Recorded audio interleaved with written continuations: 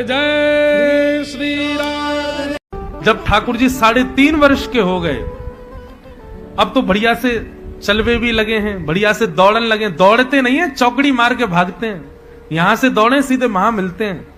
ऐसी स्थिति हो गई ठाकुर जी की। अब ठाकुर जी ने ऊधम मचाने शुरू किए। और यहां श्री गर्गा अब सुखदेव जी महाराज भगवान के ऊधम बता रहे हैं। ठाकुर जी कौन कौन से ऊधम मचाते?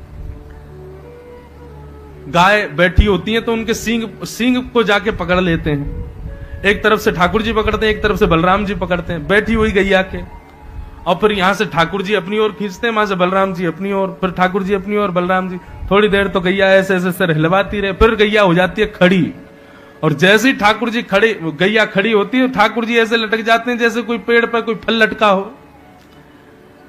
दूसरा, गायों के सींग में नंद बाबा घी का लेप लगाते हैं प्रत्येक गैया के।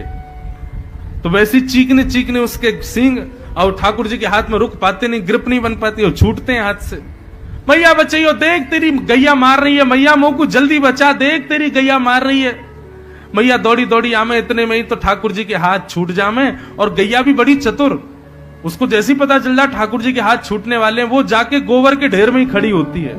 तो जैसे ठाकुर जी के हाथ छूटते सीधे गले गले गोबर में जाकर के ठाकुर जी धस जाते हैं। मानो गैया को भी सुख आ जाता है, बोले आए आनंद।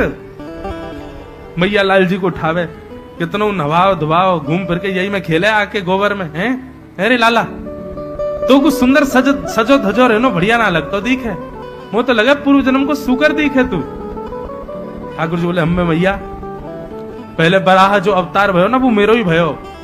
मैं ही बराह बन के आया हूं, मैं ही नरसिंह बन के आया हूं मैया, और मैं ही अब तेरो लाला कन्हैया बन के आया हूं। मैया बोली ज्यादा बात न मत बनाए कर, नरसिंह बन के आयो तू, मोह धोबो आवे ना, कुत्ता के पिल्लान ने देख ले तो डर के मारे भाग जाए, तू नरसिंह बन के आयो तू। झूठ बोला है हमते। ठाकुर जी बात बात में सच बोल भी जाते हैं, लेकिन यशोदा मैया आदि इन सबको विश्वास नहीं होता। अग्नि, मैया चूल्हे में भोजन बनाती है, और चूल्हे में भोजन बनाते बनाते बनाते लाल जी को खिलाती है। ठाकुर जी इतने में ही आते हैं, चूल्हे की लकड़ी निकाल लेते हैं, और फिर अग्नि को महाराज पूरे सब जगह घुमाते हैं। किसी गोप के पीछे भागते हैं, किसी गोपी के पीछे भागते हैं, अग्नि के उस लकड़ा को लेके ऐसा उधम मचाते हैं। श्रृंगी, अग्नि, फिर आया द्यमष्टि। द्यमष्टि मतलब अब ठाकुर जी धीरे धीरे बड़े हो रहे हैं, तो 2 दांत ही निकले, अभी आगे वाले 2 दांत आए हैं बस। और ये 2 दांत निकलवे के चक्कर में ठाकुर जी इतना रोमे, इतना रोमे। मैया के काय को रोवे? बोले मैया हमारे नंद भवन में 9 लाख गैया हैं, और प्रत्येक गैया के एक बछड़ा रोज होवे। 365 दिन ऐसा दिन ही नहीं जाता जिस दिन कोई गैया नहीं ब्याती। 9 लाख गैया, कोई ना कोई तो ब्याएगी रोज। और जैसी गैया ब्याती है, ठाकुर जी उसका पूजन करने जाते हैं गैया का। और जैसे ही गैया का बालक जन्म लेता है, सोई ठाकुर जी उसको गले से लगाते हैं बालक को, और गले से लगा के सबसे पहले उसके होठ ऊपर करके उसके दांत गिनते हैं, इसके दांत कितने हैं, और फिर रोते हैं। बोले बाबा या को तो अभी जन्म भयो, जन्म लेते या के इतने सारे दांत, और मैं 3 साल को है, अभी 2 ही दांत कई को निकले मेरे। मैया के लाला तू दूध ना पीवे, दही ना खावे, केवल मक्खन ही मक्खन खावे, वो मक्खन चीखनो रे बात तेरे दांत फिसल के नीचे चले जाए, या हमारे तेरे दांत ना निकल रहे। द्यमष्टि, ठाकुर जी अपने दांत गिनते हैं रोज कितने निकल आए, मेरे पूरे कब निकलेंगे, या गैया के बछड़ान की तरह मेरे दांत कब आएंगे। द्यमष्टि, श्रृंगी, अग्नि, द्यमष्टि।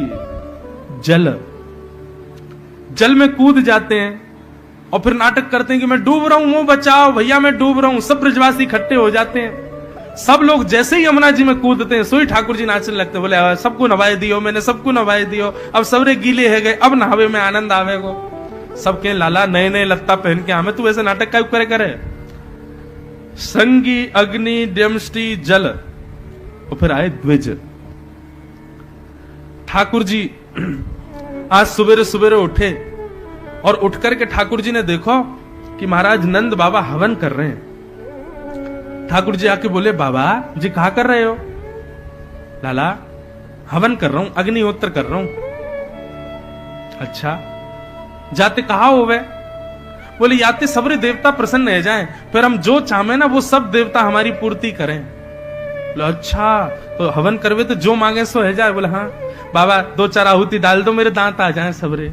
नेक प्रणाम करके देवतांत कह दो मेरी चोटी लंबी ना है रही, देखियो बाकी बलराम की ऐसी नागिन जैसी लहरा रही है बाकी चोटी, मेरी बाबा अभी छोटी सी, नहीं मेरी चोटी लंबी है जाए, देवतांत कह दो। और बाबा एक आहुति और डाल दो, बोले कहा मेरो जल्दी तो ब्याह है जाए, अब मेरी उम्र है गई ब्याह की। बाबा के 3 बरस को लाला तू तो ब्याह करना।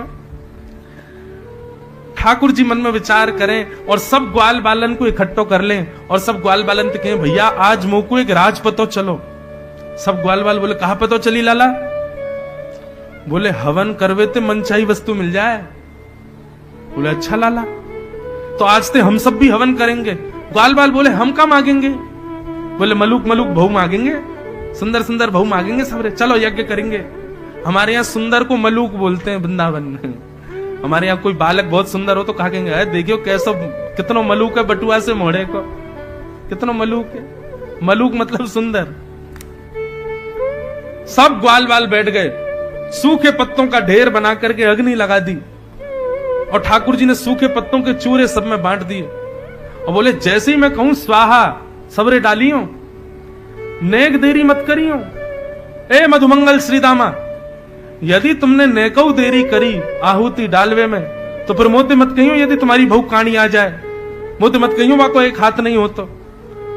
समय पे आहुति डालोगे तब अग्निदेव कृपा करके मलूक बहु देंगे। अब सब ग्वाल बाल बैठे महाराज यज्ञ कर रहे हैं छुप करके। ठाकुर जी आचार्य बन करके बैठे, 3.5 वर्ष के हैं कृष्ण। ओम नम नम नम नम स्वाहा, जैसे स्वाहा करें सब ग्वाल बाल स्वाहा डाल रहे हैं। ठाकुर जी की इन मधुर लीलाओं को देख करके आकाश में देवता भी बलैया ले रहे हैं, ब्रजवासियों को प्रणाम कर रहे हैं। धन्य है ये ब्रजवासी, जगत नियंता जगदाधार जगदीश्वर। इनके साथ कैसी विचित्र लीला कर रहे हैं, कैसी आनंदमयी लीला कर रहे हैं। बंधुओं, आदमी स्वयं को उसी के सामने खोलता है जिससे वो प्रेम करता है। जिससे वो प्रेम नहीं करता उसके सामने छुपा छुपा रहेगा, उसके सामने मर्यादित रहेगा, लेकिन जिससे वो प्रेम करता है उसके सामने अपनी सारी आदतें खोल देगा। ऐसा हूं मैं तो ऐसे सोता हूं, ऐसे खाता हूं। ठाकुर जी ब्रजवासियों के आगे कुछ भी पर्दा नहीं कर रहे, सब प्रस्तुत कर रहे हैं। अभी तो शुरुआत है, अभी आगे सुनो और काका करेंगे। सबने हवन किया। मधुमंगल श्रीदामा बोले लाला हवन है गयो? बोले हाँ है गयो। लेकिन लाला हमने सुनी है हवन यज्ञ करवे के बाद में ब्राह्मण भोजन भी कराया जाए। ठाकुर जी बोले चलो, हमारे नंद भवन में कोई कमी थोड़ी है,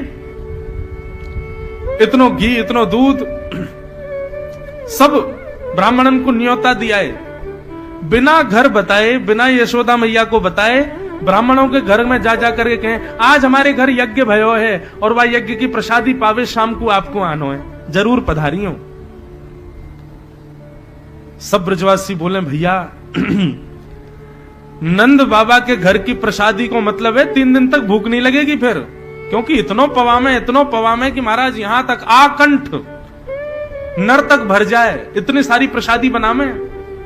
और वह प्रसादी पावे के काजे 2 दिना को व्रत भी करना पड़ेगा, 2 दिना भूखे रहेंगे तब पा सके, इतनी प्रसादी बने। ब्राह्मण बोले भैया नंद भवन में न्योतो है। ब्राह्मणी से कह देंगे ब्राह्मणी चूल्हा मत जलाइयो, आज दोपहर को भोजन नहीं करेंगे, शाम को भी नहीं करेंगे, नंद भवन में जाएंगे प्रसाद पावे। और सुनो नमक को पानी और दे दो, नमक को पानी पिएंगे तो भूख और तेज है जाएगी, जैसी भूख तेज होगी तब जाएंगे नंद बाबा के यहाँ। सब ब्राह्मण महाराज नमक को पानी पी पी करके सबन की भूख ऐसी है गई बिल्कुल अब तो रुको ही नहीं जा रहा है। धोती पहन के तिलक आदि लगा करके सब ब्राह्मण पहुंच गए नंद भवन। यशोदा मैया अटारी पर खड़ी है, अटारी से खड़ी है कि देख रही है इतने सारे ब्राह्मण। नीचे उतर के आई, आज इतने ब्राह्मणन को मेरे घर आगमन भयो, कहा कारण? मैया तुम्हारो लाला आयो, आकर के कह के गयो घर में यज्ञ भयो, भैया प्रसाद पावे आनो। हम सब प्रसाद पावे आए, मैया बड़ी जोर की भूख लगी है, जल्दी भोजन कराओ।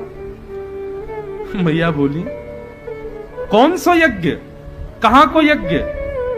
कोई यज्ञ वज्ञ ना भयो हमारे यहाँ।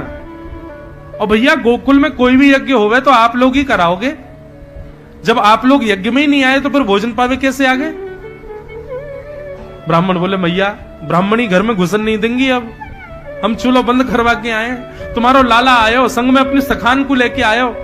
मैया बोली नेक्स्ट 3 वर्ष को छोरा मेरो, बाकी बातन में आप लोग प्रसाद पावे आ गए, कोई बात ना, चलो व्यवस्था करूं तो मैं पवाऊंगी, लेकिन पहले वाला लाला है, ढूंढो कहां है।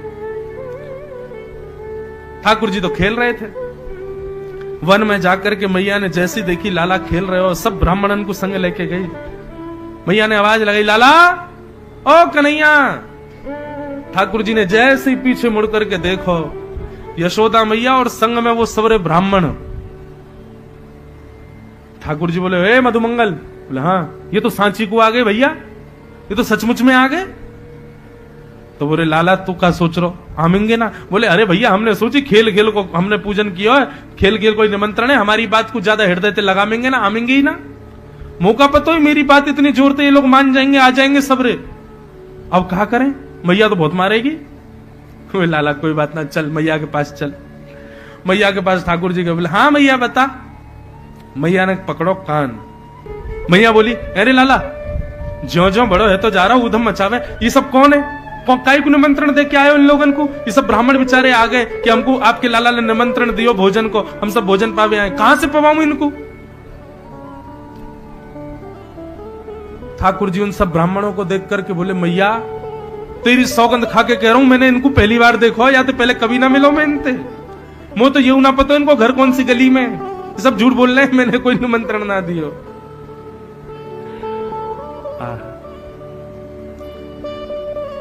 यशोदा मैया सब ब्राह्मणों को लेकर के गई, सुंदर पकवान बना के सबको पवाए। तब से ठाकुर जी ने एक नियम बना लिया, क्या? गोकुल में कोई संत दिख जाए, कोई ब्राह्मण दिख जाए, कोई वैष्णव दिख जाए, तो ठाकुर जी की भली उससे पहचान नहीं, ठाकुर जी उसके पास जाके कहते हैं अरे आप यहां घूम रहे हो, नंद बाबा तो आपको वहां ढूंढ रहे हैं यमुना जी के तट पे। वो बोलते हैं, बोले क्यों? अरे यशोदा मैया को पता चली कि आप आ रहे हो, तो उन्होंने 56 भोग बनाए घर पर, चलो जाओ जल्दी पाओ। यशोदा मैया बोली अरे लाला जितने संत आमे, जितने ब्राह्मण आमे, जितने वैष्णव आमे, सब उनको ठेका ते नहीं ले रखो है, दिन भर हमारी रसोई जलती रहे, कोई ना कोई आते रहे, सब आगे होके। लाला ने कही आप हमारी प्रतीक्षा कर रहे हैं तो हम तो भोजन पावे आ गए। ठाकुर जी बोले मैया इतनी संपत्ति कहा करोगे, आपको संतन को बांटो, खूब लुटाओ, खूब दो। आज तक बंधुओं तब के यशोदा मैया के चूल्हे की अग्नि प्रज्वलित हुई है, आज तक किसी भी मंदिर में चले जाओ, कहीं भी चले जाओ, जहां भी हमारे कृष्ण बैठे हैं, वहां के चूल्हे की अग्नि कभी शांत नहीं होती, सबको देते हैं, बांटते ही रहते हैं।